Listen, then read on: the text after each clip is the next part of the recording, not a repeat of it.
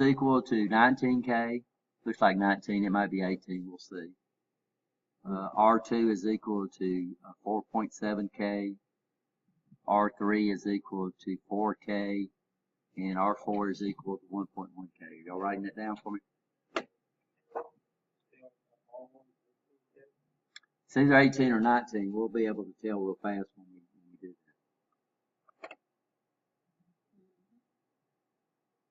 that. Yeah, R2 is 4.7K, R3 is 4K.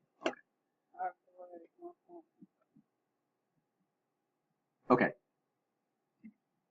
So what I'm going to do is I'm going to redraw the circuit, and I'm going to leave the transistor out. So over here on this side, I'm going to put R1 and R2. So what's R1 equal to? What's that? 19K or 18K. We'll figure that out. What's R2 equal to? 4.7K. Okay, and what was my applied voltage? 12 volts. Okay, wrong circuit. Good job.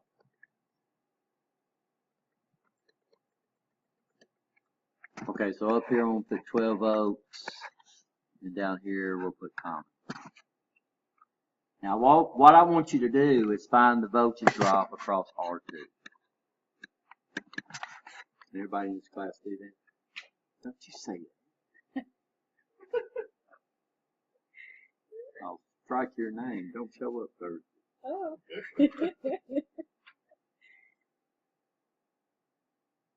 By the way, Bavana's nominated, she's the most outstanding student this year for ILTs.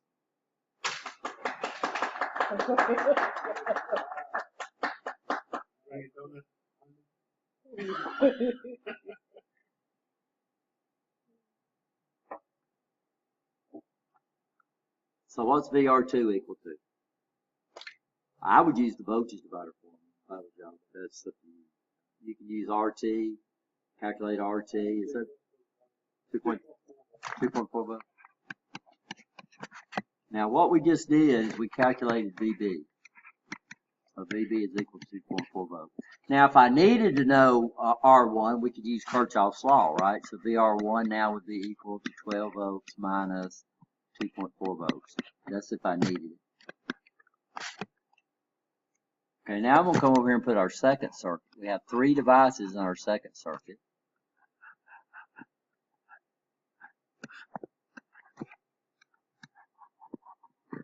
So I'm using a rheostat to replace the transistor.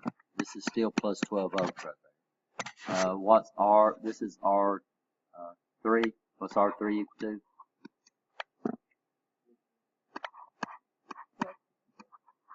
And this is R4. What's R4 equal to? Now we got a problem. It looks like, huh? Okay.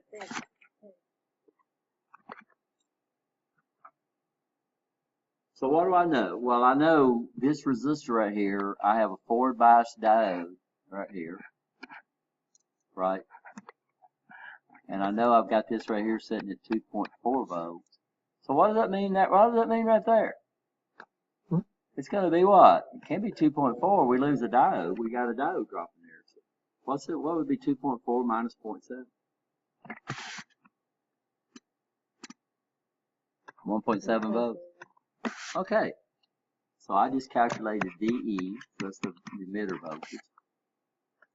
All right, guys, can y'all calculate all this on the left-hand side now? You got one resistor. You know the voltage drop across that resistor, and you know the size of that resistor. So what can you calculate? What can you calculate? I got the voltage and I got the ohms. What can I calculate, guys? Current. Good job. So this is IE, but we're going to assume IE and IC are basically equal to each other. We're actually calculating IE. So IE would be equal to 1.7 divided by 1.1K.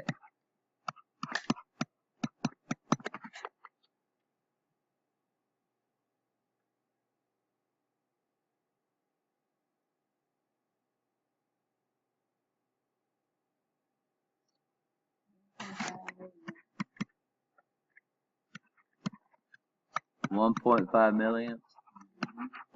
Well, what do I know now? Well, it's a series circuit. What do I know about a series circuit? Current's the same. Now, collector current is a little different, but like we was talking about a while ago, if it's got a beta of 100, if I put 1 milliamp in, I get 100 milliamps of collector current, but the emitter current would be 101 milliamps. Now, what's the difference between 101 milliamp and 100 milliamps? It's not enough to fool around with. So, for all practical purposes, for calculations, we're going to assume that IC and IE are equal to each other. So here's IC up here. Here's IE down there. So we calculated IE, but these things are so close to each other, we can say, okay, if I've got 1.5 milliamps down here, then I've got 1.5 milliamps flowing through this circuit, right? Because current's the same. I don't know the R of the transistor. The R of the transistor is dynamic. It changes. But I don't need to know the R of the transistor because I've got a series circuit. I know I got 1.5 milliamps. I know I've got 4K up there. What can I calculate? So I can calculate the size of this resistor right here. I can calculate the voltage drop on that resistor right there. Can y'all do that? This is simpler than working some of the problems y'all had in DC, ain't it? So VR3 would be equal to 4K times 1.5 milli. It's just hard so far. What's that? 6 volts. Calculate volts, right? Okay, guys, what's my voltage collector to emitter?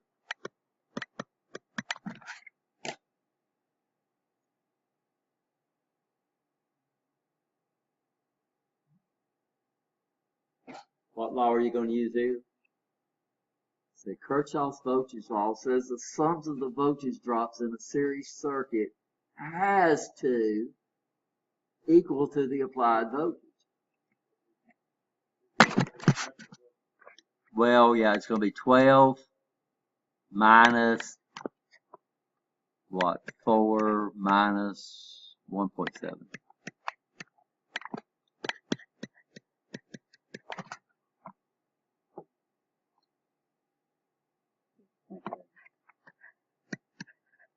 All that add up? Y'all through. We calculated the bias on that transistor right there.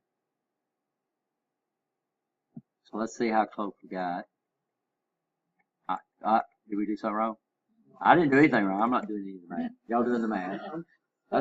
That's the safe way to do it, right? Voltage collector to emitter. Excuse me. Let me find my PowerPoint there. I do that all the time. Come on, PowerPoint. Come on.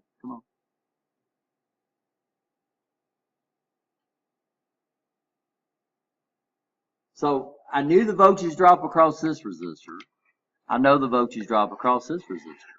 So that means, how do I calculate the voltage drop across the transistor? Kirchhoff's law, right? You understand? So all we did is we took 12 volts. I subtract the voltage drop we calculated right there. No, I didn't. I see what you're talking about now. Where did the 4 volts come from? That's what I'm saying. I don't know. I was just seeing if y'all was paying attention. That's the catch-all. That's the catch-all for instructors when they make mistakes, right?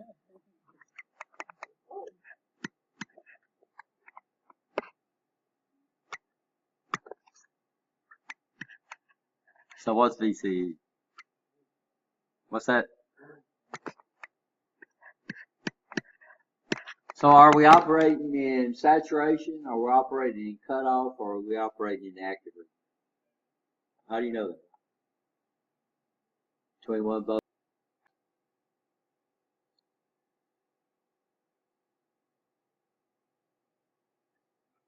Oh So here's our transistors, and we're going to do an NPN, and we're going to do, I think it's national, and we got a 3904.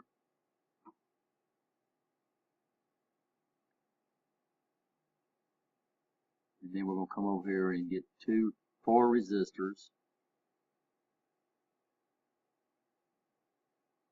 And I'm going to turn them all around.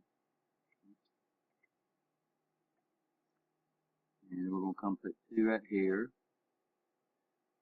Put 1 right there. We'll leave off the load. We'll leave off the load right now. I think we've got enough time to get this done for class. Put 1 right here.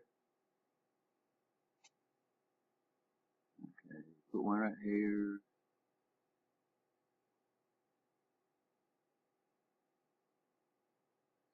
Put 1 right here.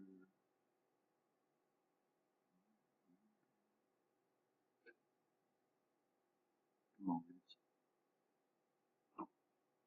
Okay. And take this guy right here and connect it in the center somewhere. Okay. Then we'll come up here and get a battery set up for 12 volts. Right over here, right this side.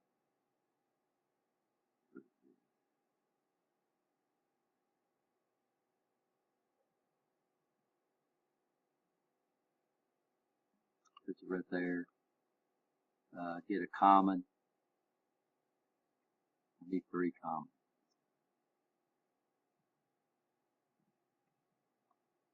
There. Right here.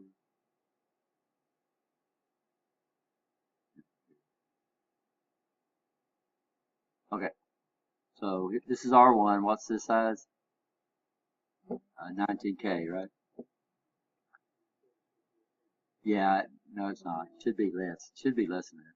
This is, we'll leave it 19. What's this one? R2? No, and we won't leave it the way. And what's this guy? Okay. And then this guy? Oops.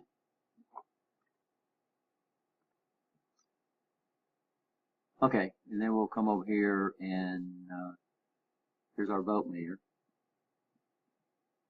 Here. So what we're going to do is, normally when we make measurements, we make it relative to common.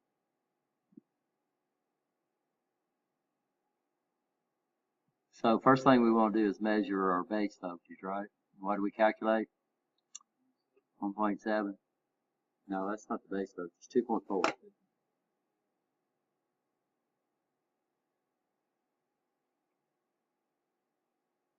Okay, so we got our meter set up to measure DC. It's an auto ranging meter. We calculated 2.4, and what's it measuring? Not bad, right? We calculated our emitter voltage to be 1.7, and it's measured 1.8. Pretty dang good, right? We didn't calculate VC, so let's calculate. So VC, what was the voltage drop on this resistor right there? VR3.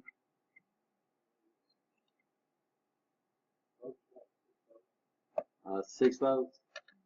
Okay, so let's subtract that from 12, which means we should have about 6 volts right here. Wow. This is VC. Y'all understand what I just did? Yes or no? Normally what we do is we make our measurements relative to circuit common. And I'm on the wrong computer. I'm gonna break it. And I think here they are.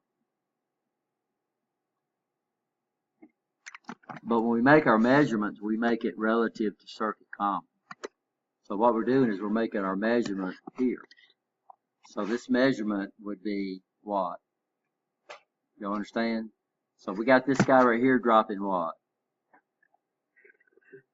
6 volts.